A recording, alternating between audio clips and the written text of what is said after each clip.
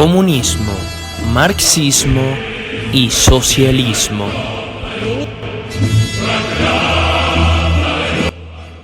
El comunismo, marxismo y socialismo son ideologías políticas que comparten grandes similitudes.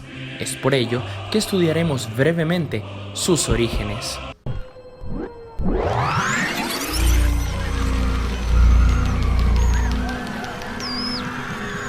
Lo que conocemos hoy en día como el socialismo científico o marxismo nace en el siglo XIX a partir de las ideas de Karl Marx y Friedrich Engels en pleno desarrollo de la Revolución Industrial, acontecimiento que ocurrió debido a las diferentes injusticias sufridas por una nueva clase social, la clase obrera. El marxismo nace entonces con la publicación en el año 1848 del Manifiesto Comunista. Más tarde vendrían con las internacionales obreras, los partidos y los sindicatos socialistas, y la ansiada revolución, la Revolución Rusa, suceso que instauraría el primer régimen comunista o de socialismo real, la Unión Soviética. Marx pensaba que la sociedad estaba representada en dos clases antagónicas, la burguesía y el proletariado. Esta ideología se definió como ateo y rechaza la religión al declarar que la religión era el opio del pueblo. El marxismo entonces entendía que el pueblo trabajador debía tomar conciencia de clase y enfrentarse a la burguesía para así poner un fin a las clases sociales y a la propiedad privada. Los antecedentes del socialismo son tan antiguos como la propia historia de la humanidad, pero el término socialismo fue acuñado a principios del siglo XIX. Al hablar de socialismo hablamos entonces de la doctrina política, económica y social que busca la solución prioritaria de los problemas que afectan a las grandes mayorías de la población, es decir, a la clase trabajadora. Esta ideología busca la transformación de la propiedad privada capitalista, fábricas, maquinarias, materia prima, etc., a propiedad colectiva, el reparto equitativo tanto del trabajo como de sus frutos entre la clase trabajadora, el establecimiento de un gobierno dirigido por la clase proletariada. Esto surgió ante el llamado maquinismo, el cual esclavizó a los obreros, la explotación inhumana de la clase obrera en cuanto a salarios, los excesivos horarios de trabajo, etc., y la extrema insensibilidad de los capitalistas o patronos. En la actualidad, el socialismo se identifica con posturas ideológicas que aceptan el libre mercado en lo económico, aunque con una significativa intervención del Estado. La historia de esta ideología está muy conectada al pensamiento filosófico prusiano de Karl Marx, que surgió en el siglo XIX, como mencionamos anteriormente. Este recibe su nombre porque una de las principales afirmaciones es que los bienes deben ser de la comunidad. El comunismo nace entonces como una solución a la opresión que los sectores obreros europeos sufrían. Algunos expertos indican que el comunismo en 1848, con la publicación del famoso Manifiesto Comunista, escrito por Karl Marx y Friedrich Engels, en el cual se rechaza el concepto de la propiedad privada. Existen distintos tipos de comunismo. El comunismo primitivo. Este habla que los cazadores y recolectores denunciaban que la propiedad no era privada sino comunitaria. El comunismo igualitario, el cual habla de la igualdad total de todos los productores, no solo en el sentido económico, político y social, sino también a la hora de igualar las necesidades.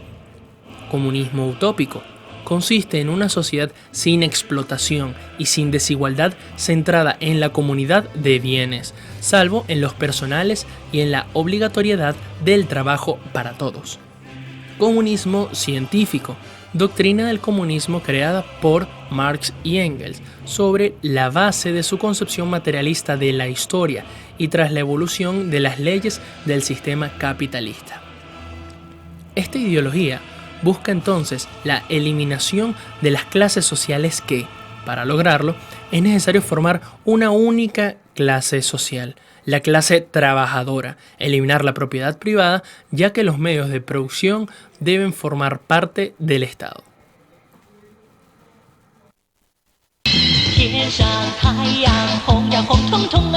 Ciertamente, Estas ideologías se instauraron y se originaron en Rusia, siendo la potencia comunista más fuerte para el momento, constituyendo incluso la Unión Soviética en el año 1922 y siendo el país aliado con mayor poderío militar en la Segunda Guerra Mundial.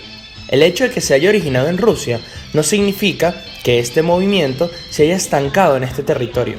En Asia, un hombre llamado Mao Zedong llevó a cabo una revolución que cambiaría por completo la realidad de China.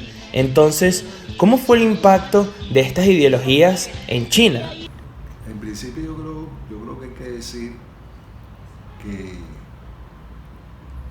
el proceso chino o la revolución china tiene que ver con un proceso global que se dio a partir de la lucha de los pueblos. Por supuesto, la revolución rusa generó una influencia importantísima a nivel mundial.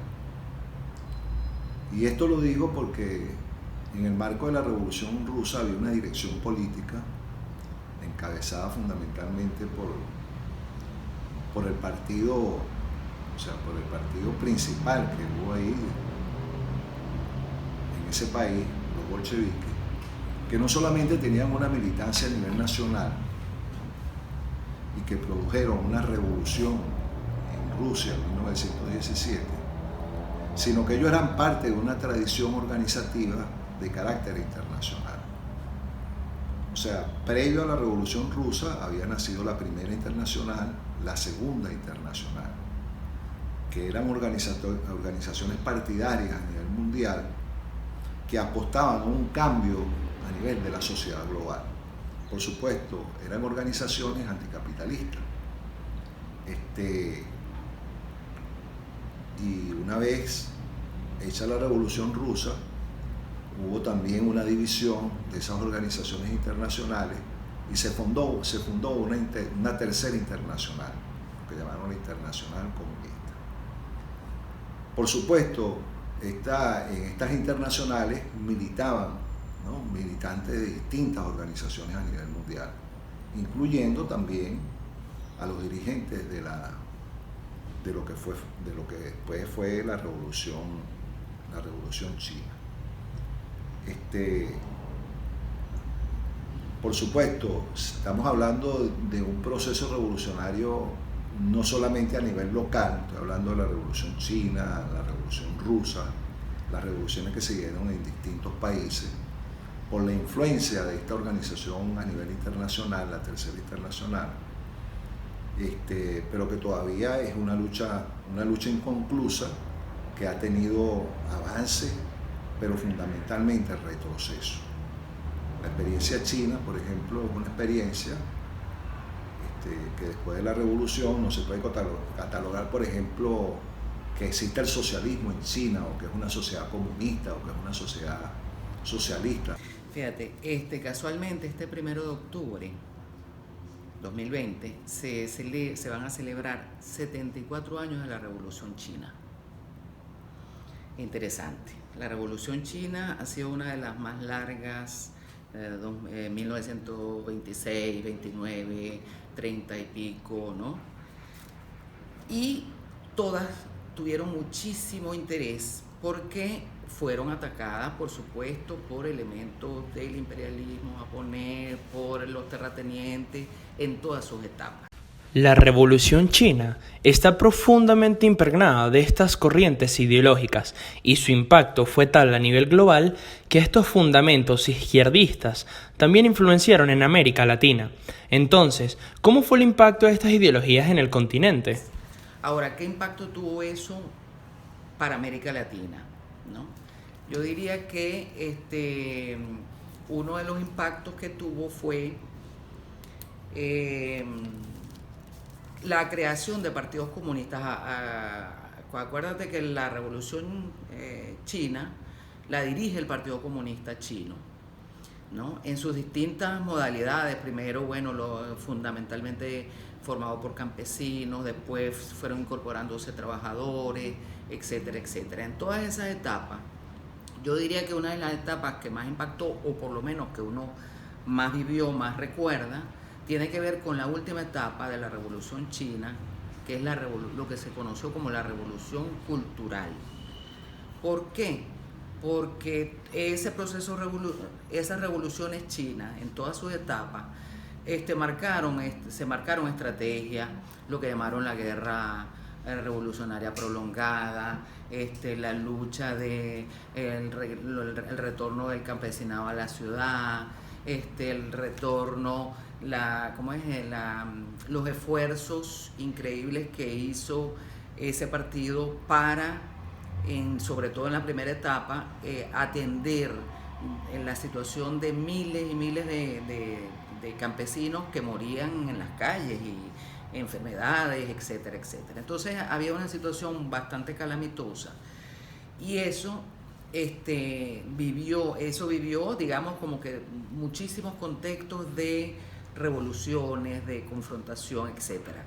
Para América Latina, para los partidos de América Latina y los partidos comunistas de la época que se sembraron, los partidos comunistas se sembraron en América Latina, en distintas partes del mundo, potenciados tanto por esa revolución como posteriormente por la revolución rusa, después Unión Soviética.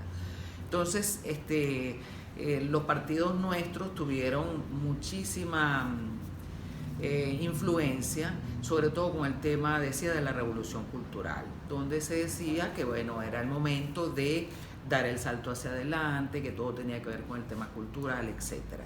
Y ese proceso yo pienso que marcó bastante a nuestros partidos.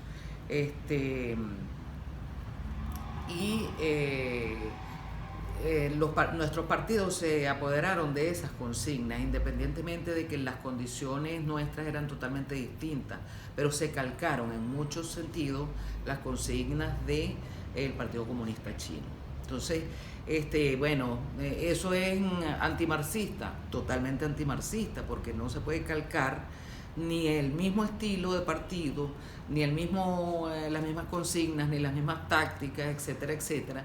Sin embargo, en América Latina se calcaron consignas, se intentaron calcar modelos, y eso, por supuesto que ocasionó un rotundo fracaso.